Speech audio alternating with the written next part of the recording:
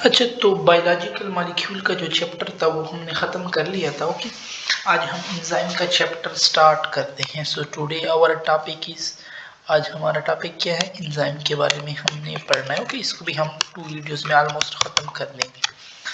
अच्छा, एंजाइम जो है ना, सबसे पहले हमारे पास इनका नेचर क्या होता है, प्रोटीन इन नेचर हमारे पास होते हैं, ठीक है, एनकोडेड बाय जीन, ठीक है, इनको जीन हमारे पास कोड करते हैं, कोडेड बाय जीन।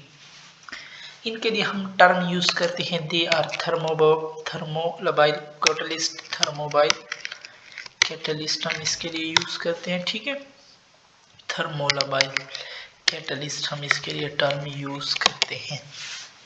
अच्छा, ये हमारे पास स्पेसिफिसिटी इनकी किन की वजह से होती है, हम कहते हैं enzyme are specific in nature. So इनकी स्पेसिफिसिटी किसकी वजह से होती है, इनकी स्पेसिफिसिटी इनकी केमिस्ट्री एंड कॉन्फ़िगरेशन की वजह से हमारे पास होती है, ठीक है, इनकी वजह से हमारे पास स्पेसिफिक होते हैं।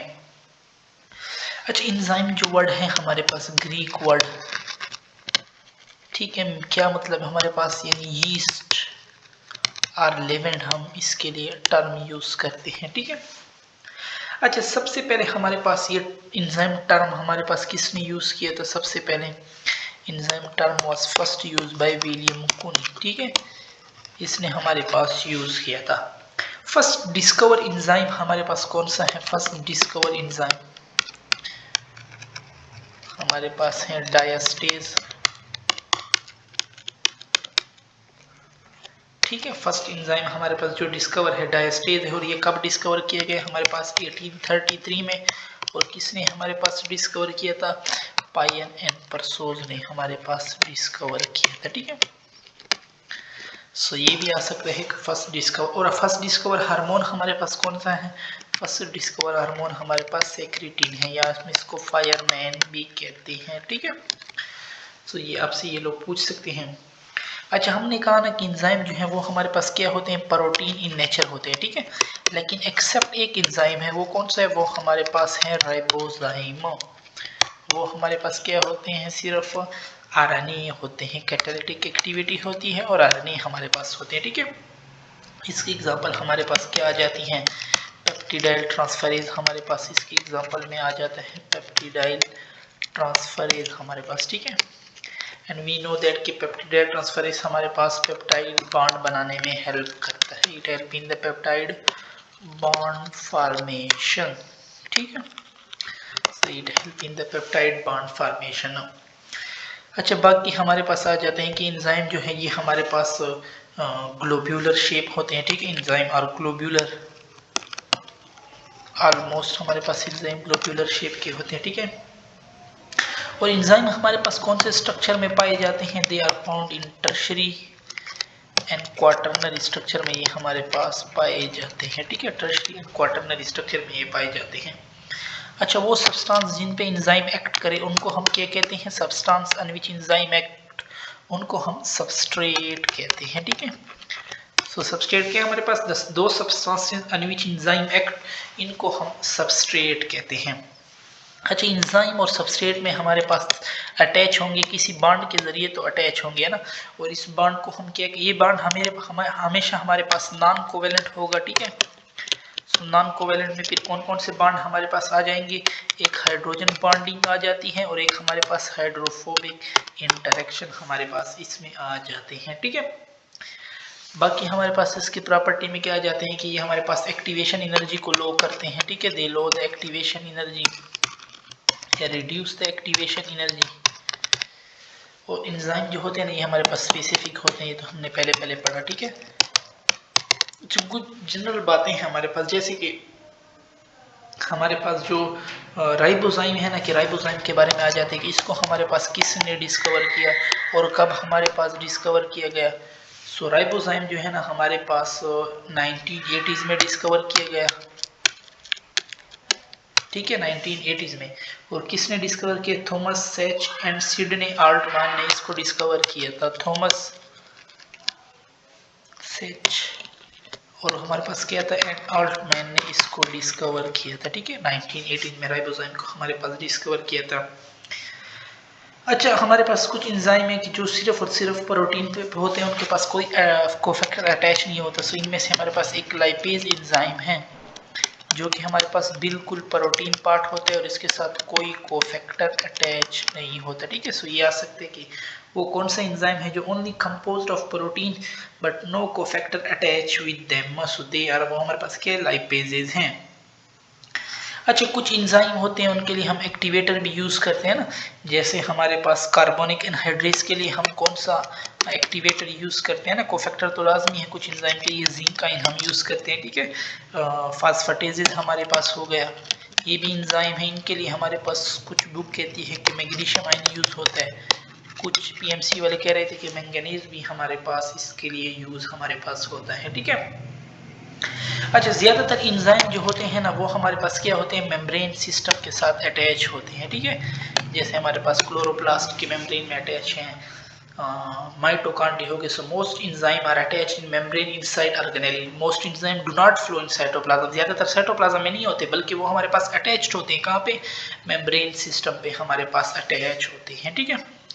अच्छा, अब हम पढ़ते हैं कोफैक्टर के बारे में। कोफैक्टर हमारे पास क्या होता है। कोफैक्टर जो होते हैं ना, ये हमारे पास एंजाइम एक्टिविटी के लिए ज़रूरत होते हैं। किसके लिए, एंजाइम एक्टिविटी के लिए हमारे पास ज़रूरत होते हैं। ठीक है, कुछ एंजाइम के लिए होते हैं, कुछ के लिए हमारे पास नहीं होते। For some enzyme, not for all. Cofactor हमारे पास नॉन प्रोटीन पार्ट है। ठीक है, ये याद करने, कोफैक्टर हमारे पास नॉन प्रोटीन पार्ट है।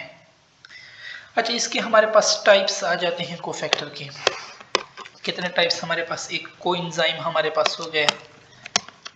ठीक है, हमारे पास मेटालिक एक्टिवेटर्स हो गए, हमारे पास प्रोस्थेटिक ग्रुप हो गया।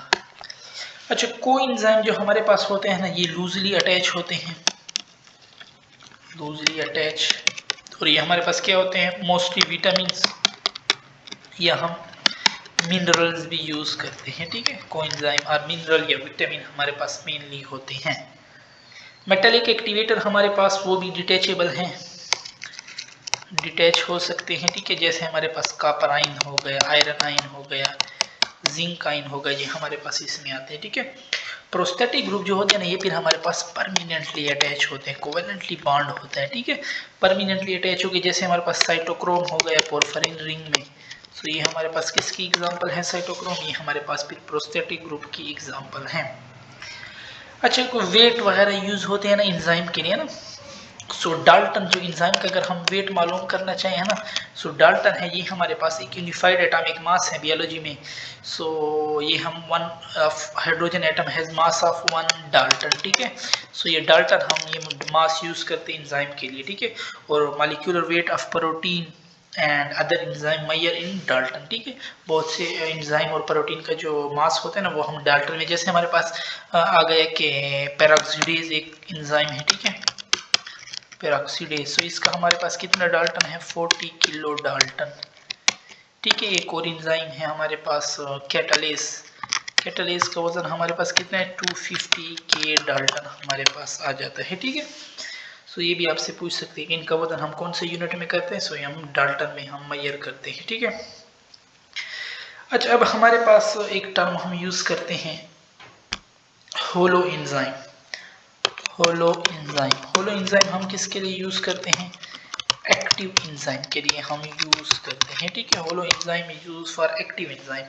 और होलो एंजाइम कॉम्बिनेशन किसकी कॉम्बिनेशन होती है, हमारे पास एपो एंजाइम प्लस कोफैक्टर, इन दो के कॉम्बिनेशन से फिर हमारे पास होलो एंजाइम बनता है। और होलो एंजाइम सबसे पहले किसने डिस्कवर किया था, प्रोपोज किया था, सो प्रोपोज बाय यूलर, कब, इन 1932 में हमारे पास डिस्कवर किया गया था। ठीक है। अच्छा, एपो एंजाइम जो होता है ये हमारे पास इनएक्टिव एंजाइम होता है। ठीक, या हम कह सकते हैं कि आर एंजाइम विदाउट कोफैक्टर, ऐसा एंजाइम जिसके साथ कोफैक्टर अटैच ना हो, यानी सिर्फ प्रोटीनियस पार्ट हो उसका। ठीक है, सो हम इसके लिए एपो एंजाइम और कोफैक्टर जो होता है ना, ये फिर हमारे पास नॉन प्रोटीन पार्ट होता है। ठीक है, जैसे अब पेप्सिनोजिन है ना, वो हमारे पास एपो एंजाइम है। ठीक है, जब इसके साथ हम इसको HCl में डाल देते हैं, सो एक्टिव हो जाता है, पेप्सिन बन जाता है। इसके ऊपर कुछ फ्रेगमेंट होते हैं ना, वो हट जाते हैं, और वो फिर इसको क्या बना देते हैं, हमारे पास एक्टिव बना देते हैं, ठीक है। फिर जो पेप्सिनोजिन था उसके लिए हम कौन सा टर्म यूज करते हैं, उसको लिए हम होलो एंजाइम यूज करते हैं, ठीक है।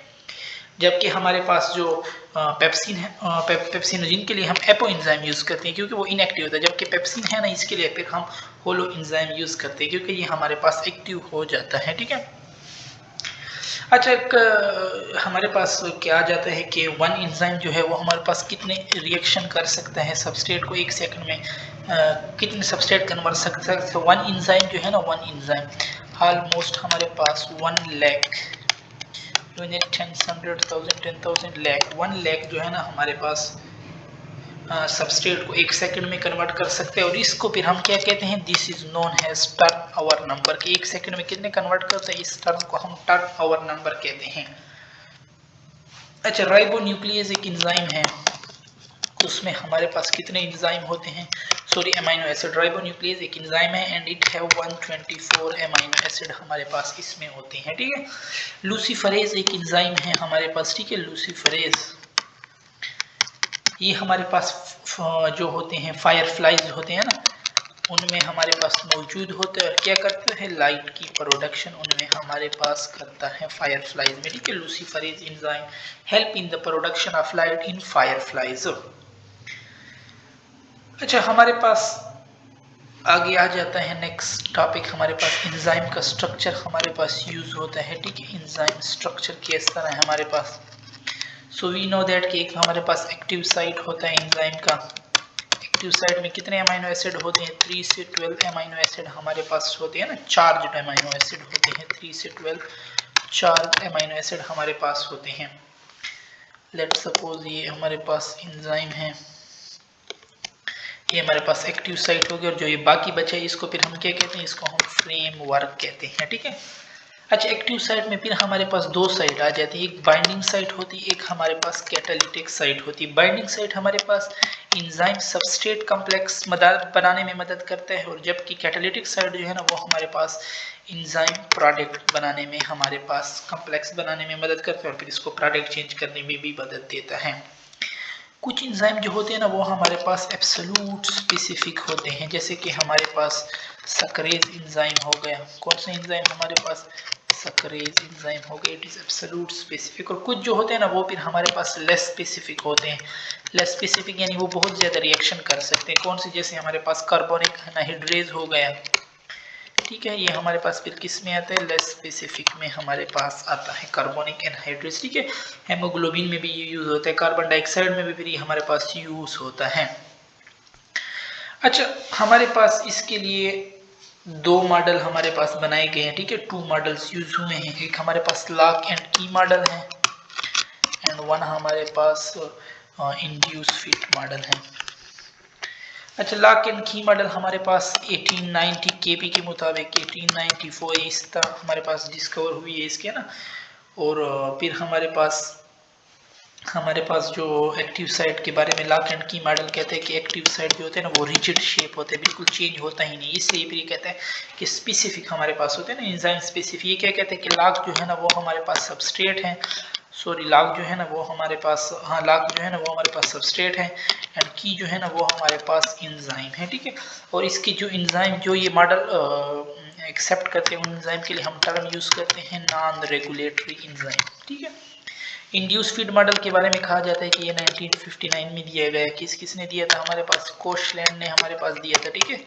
और ये हमारे पास किसने दिया था, हमारे पास इमल फिशर ने दिया था, इमल फिशर ने दिया था, ठीक है। वो कोशलैंड ने दिया था। ये कहते हैं कि एक्टिव साइट जो है ना वो हमारे पास फ्लेक्सिबल है। अगर लेट्स सपोज जैसे हम दस्ताना पहनते हैं ना, सो सबस्ट्रेट अंदर जब घुसेगा ना तो वो एक्टिव साइट की शेप को चेंज करेगा और फिर एंजाइम को एक्टिव कर देगा, ठीक है। सो ये कहता है कि मोस्ट एंजाइम, ज़्यादातर एंजाइम जो होते हैं ना वो हमारे पास इंड्यूस फीड मॉडल, क्योंकि वो फिर हर किस्म का रिएक्शन हमारे पास कर सकते हैं। और इसके जो एंजाइम होते हैं उनको हम कौन कौन से, रेगुलेटरी है ना, कि वो अपने शेप को चेंज कर सकते हैं, रेगुलेटरी एंजाइम हमारे पास होते हैं।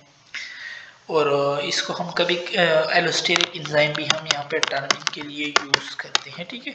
सो ये एलोस्टेरिक एंजाइम भी हमारे पास ये इंड्यूस फिट मॉडल वाला मॉडल को एक्सेप्ट करते हैं, ठीक है, उसके मुताबिक काम करते हैं, ओके। सो यहाँ पे हमारी डिस्कशन ख़त्म होती है। इंशाल्लाह नेक्स्ट वीडियो में फिर हम इससे आगे जो फैक्टर वगैरह हैं वो फिर पढ़ेंगे।